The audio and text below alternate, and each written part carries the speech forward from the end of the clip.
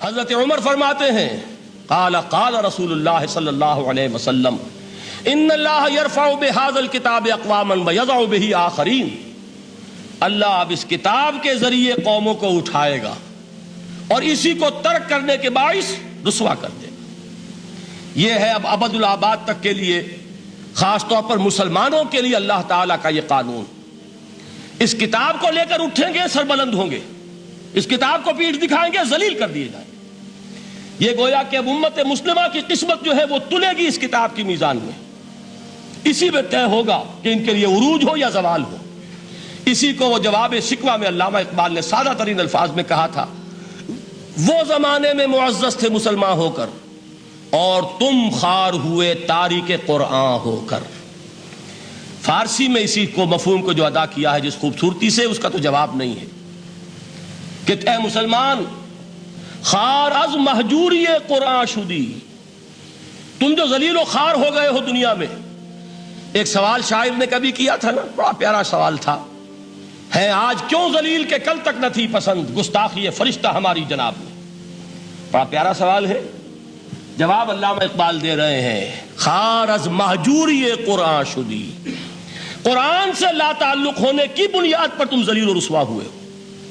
شکوہ سنجے گردش دوراں شدی، گردش دوراں اور گردش فلک اور فلک ناہنجار اور فلک کج رفتار، اس کو خامخواہ گالیاں دے رہے ہو، اس کا خامخواہ شکوہ کر رہے ہو، شکایت کر رہے ہو۔ یہ تو ہے باد صبائی ہما آوردہ تست، یہ تمہارے اپنے کرتوتوں کا کی سزا ہے جو تمہیں مل رہی ہے۔ تم نے قرآن کو پیٹھ دکھائی، تم ذلیل و رسوا کر دیے۔ خار از مہجوری قرآن شدی، شکوہ سنجے گردش دوراں شدی، اے چو شبنم بر زمی افتندئی، در بغل داری کتاب زندئی۔ اے وہ قوم جو شبنم کی طرح زمین پر پڑی ہے،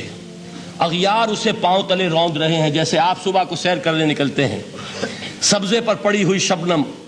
اسے آپ روندتے ہیں اپنے قدموں تلے۔ اے امت محمد، آج تو دنیا کی قوموں کے سامنے اسی طرح پابال ہے، سرنگوں ہے، لیکن ہوش میں آ کہ تیری بغل میں وہ کتاب زندہ موجود ہے، وہ کتاب زندہ جس نے کہ دنیا میں یہی جزیرہ نماء عرب، وحشی لوگوں کا مسکن، نہ یہاں علم، نہ یہاں تمدن، نہ یہاں تہذیب، نہ یہاں تنظیم، کوئی ڈسپلن نہیں، کوئی حکومت نہیں، کوئی تہذیب نہیں، کچھ نہیں، تاریکیاں ہی تاریکیاں۔ یہی کتاب تھی جس نے اسے منور کیا، یہی کتاب تھی جس نے دنیا کا امام بنایا، یہی کتاب تھی جس نے دنیا کا معلم بنایا، یہ کتاب تھی جس نے نئے نئے علوم ایجاد کرنے سکھائے، یہ کتاب تھی جس کی بدولت یہی عرب تھے جنہوں